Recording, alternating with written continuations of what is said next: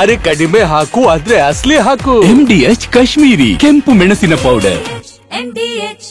ಅಭಿಷೇಕ್ ಮನು ಸಿಂಘ್ವಿ ಇವರ ಪರವಾಗಿ ವಾದ ಮಂಡನೆ ಮಾಡಬೇಕಾಗಿತ್ತು. ಆದರೆ ಕಾರಣಾಂತರಗಳಿಂದ ಅಭಿಷೇಕ್ ಮನು ಸಿಂಘ್ವಿ ವಾದ ಮಾಡಲಿಲ್ಲ. ಬೇರೆ ಬೇರೆ ಅದಕ್ಕೊಂದಿಷ್ಟು ಟೆಕ್ನಿಕಲ್ ಕಾರಣಗಳಿವೆ.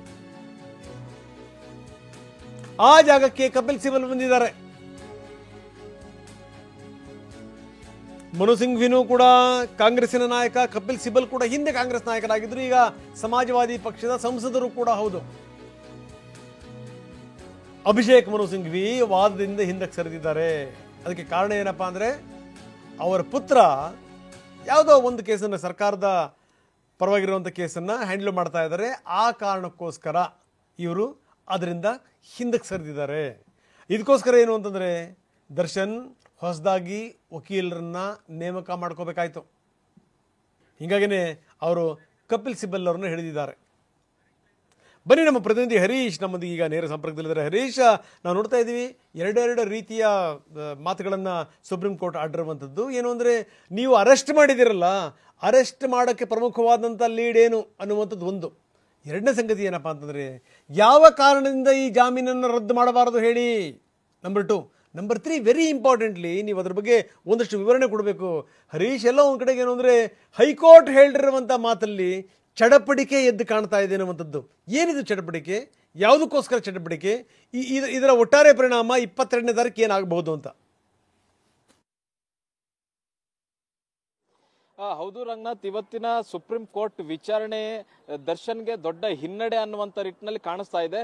ಯಾಕಂತಂದ್ರೆ ಸುಪ್ರೀಂ ಕೋರ್ಟ್ ಇವತ್ತು ವ್ಯಕ್ತಪಡಿಸಿರ್ತಕ್ಕಂಥ ಅಭಿಪ್ರಾಯಗಳು ಮತ್ತೆ ಫೈಂಡಿಂಗ್ಸ್ ಏನಿದೆ, ಇದು ಬಹು ಮುಖ್ಯವಾಗಿ ದರ್ಶನ್ ಹಾಗೂ ಇತರ ಆರೋಪಿಗಳಿಗೆ ದೊಡ್ಡ ಹಿನ್ನಡೆ ಆಗುವಂತಹ ಮುನ್ಸೂಚನೆ ಸಿಕ್ಕಿರುವಂತಹದ್ದು. ಯಾಕಂತಂದ್ರೆ ಕಳೆದ ವಿಚಾರಣೆಯಲ್ಲಿ, ಅಂದ್ರೆ ಮೇ 14ರ ವಿಚಾರಣೆಯಲ್ಲಿ ಸುಪ್ರೀಂ ಕೋರ್ಟ್ ರಾಜ್ಯ ಸರ್ಕಾರಕ್ಕೆ ಒಂದಷ್ಟು ಪ್ರಶ್ನೆಗಳನ್ನ ಕೇಳಿತ್ತು. ಅಂದ್ರೆ ದರ್ಶನ್ ಬಂಧನಕ್ಕೆ ಇರ್ತಕ್ಕಂತಹ ಲೀಡ್ ಏನು, ಮತ್ತೆ ಪ್ರತ್ಯಕ್ಷದರ್ಶಿಗಳ ವಿಚಾರಣೆಗೂ ಮುನ್ನವೇ, ಸಾಕ್ಷ್ಯಗಳ ವಿಚಾರಣೆಗೂ ಮುನ್ನವೇ ದರ್ಶನ್ ಅನ್ನ ಬಂಧಿಸಿದ್ದು ಯಾಕೆ ಅನ್ನುವಂತಹ ಪ್ರಶ್ನೆಗಳನ್ನ ಕೇಳಿತ್ತು. ಅದಕ್ಕೆ ಸಂಪೂರ್ಣವಾದಂತಹ ವಿವರಣೆಯನ್ನ ರಾಜ್ಯ ಸರ್ಕಾರ ದಾಖಲೆಗಳ ಮೂಲಕ ಈಗ ಸುಪ್ರೀಂ ಕೋರ್ಟ್ಗೆ ಸಲ್ಲಿಸಿದೆ. ಮತ್ತೆ ಇಬ್ಬರು ನ್ಯಾಯಾಧೀಶರುಗಳು ಕೂಡ ರಾಜ್ಯ ಸರ್ಕಾರ ಸಲ್ಲಿಸಿರ್ತಕ್ಕಂತಹ ದಾಖಲೆಗಳನ್ನ ಪರಿಶೀಲನೆಯನ್ನ ಮಾಡಿ ಇವತ್ತಿನ ವಿಚಾರಣೆಯಲ್ಲಿ ಒಂದು ಪ್ರಶ್ನೆಯನ್ನ ಎತ್ತಾರೆ. ದರ್ಶನ್ ಪರ ವಕೀಲರಿಗೆ ನಾವು ದರ್ಶನ್ನ ಜಾಮೀನನ್ನ ಯಾಕೆ ರದ್ದು ಮಾಡಬಾರದು ಅನ್ನುವಂತ ನಿಟ್ಟಿನಲ್ಲಿ ಪ್ರಶ್ನೆಯನ್ನ ಕೇಳ್ತಾರೆ. ಜೊತೆಗೆ ರಾಜ್ಯ ಸರ್ಕಾರ ಸಲ್ಲಿಸಿರುವಂತಹ ದಾಖಲೇನಿದೆ ಇದನ್ನ ನಾವು ಪರಿಶೀಲನೆ ಮಾಡಿದ್ದೇವೆ, ಒಂದು ರೀತಿಯಾಗಿ ಒಪ್ಪಿಕೊಂಡಂತಹ ರೀತಿಯಲ್ಲೂ ಕೂಡ ನ್ಯಾಯಾಧೀಶರು ಮಾತಾಡಿದ್ದಾರೆ. ಬಹು ಮುಖ್ಯವಾಗಿ ಇನ್ನೊಂದು ಪ್ರಶ್ನೆಯನ್ನ ಎತ್ತುತ್ತಾರೆ, ಅಂದ್ರೆ ಇನ್ನೊಂದು ಅಭಿಪ್ರಾಯವನ್ನ ವ್ಯಕ್ತಪಡಿಸ್ತಾರೆ.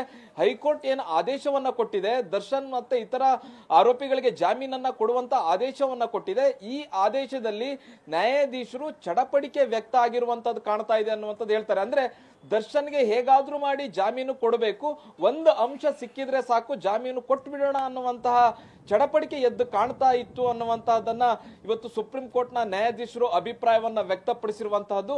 ಇವತ್ತಿನ ಅಭಿಪ್ರಾಯ ಏನಿದೆ, ಇದು ದರ್ಶನ್ಗೆ ಹಿನ್ನಡೆ ಆಗುವಂತಹ ಸಾಧ್ಯತೆ ಇದೆ. ಮತ್ತೆ ರಾಜ್ಯ ಸರ್ಕಾರದ ಪರ ವಕೀಲರು ಕೂಡ ಗೆಲುವಿನ ಸನಿಹದಲ್ಲಿ ಇದ್ದೀವಿ ಅನ್ನುವಂತ ನಿಟ್ಟಿನಲ್ಲಿ ಕೂಡ ಅಭಿಪ್ರಾಯವನ್ನ ವ್ಯಕ್ತಪಡಿಸ್ತಾ ಇರತಕ್ಕಂಥದ್ದು. ಬಹು ಮುಖ್ಯವಾಗಿ ಈ ಹಿಂದೆ ಅಭಿಷೇಕ್ ಮನು ಸಿಂಘ್ವಿ ವಾದವನ್ನ ಮಾಡಿದ್ರು ದರ್ಶನ್ ಪರವಾಗಿ.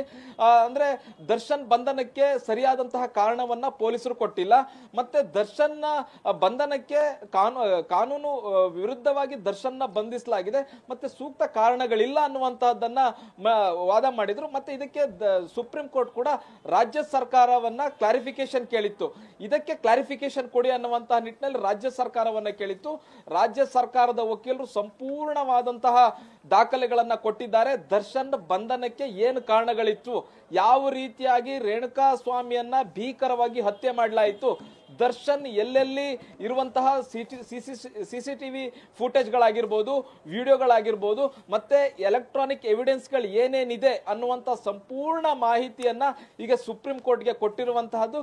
ಸುಪ್ರೀಂ ಕೋರ್ಟ್ ಈಗ ಮೇಲ್ನೋಟಕ್ಕೆ ರಾಜ್ಯ ಸರ್ಕಾರದ ವಾದವನ್ನು ಒಪ್ಪಿಕೊಂಡಿರುವಂತೆ ಕಾಣ್ತಾ ಇದೆ. ಮತ್ತೆ ರಾಜ್ಯ ಸರ್ಕಾರ ಮುಂದೆ ಯಾವುದೇ ರೀತಿಯಾದಂತಹ ವಾದ ಮಾಡುವಂತ ಅವಶ್ಯಕತೆ ಇಲ್ಲ, ಸಂಪೂರ್ಣವಾಗಿ ನಾವು ದಾಖಲೆಗಳನ್ನ ಪರಿಶೀಲಿಸಿದ್ದೇವೆ, ನಿಮ್ಮ ವಾದದ ಅಗತ್ಯ ಇಲ್ಲ ಅನ್ನುವಂಥದ್ದು ಅನ್ನುವಂಥದ್ದನ್ನ ಹೇಳಿದೆ.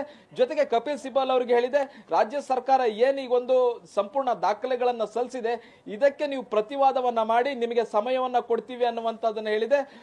ಇದೇ ತಿಂಗಳ 22ನೇ ತಾರೀಕು ದರ್ಶನ್ ಪರ ವಕೀಲ ಕಪಿಲ್ ಸಿಬಲ್ ಅವರು ವಾದವನ್ನ ಮಾಡಬೇಕಾಗುತ್ತೆ.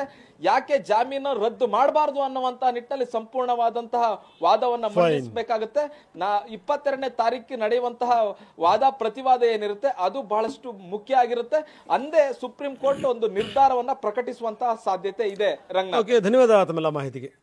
MDH ನ ಕಿಚನ್ ಅಲ್ಲಿದ್ರೆ ನಾವು ಎಲ್ಲವನ್ನು ಮಾಡಬಹುದು. ಬೆಂಗನ್ ಕ ಬರ್ತಾ, ಆಲೂ ಗೋಬಿ, ಭಿಂಡಿ ಮಸಾಲಾ, ಇನ್ನೂ ಬಹಳಷ್ಟು.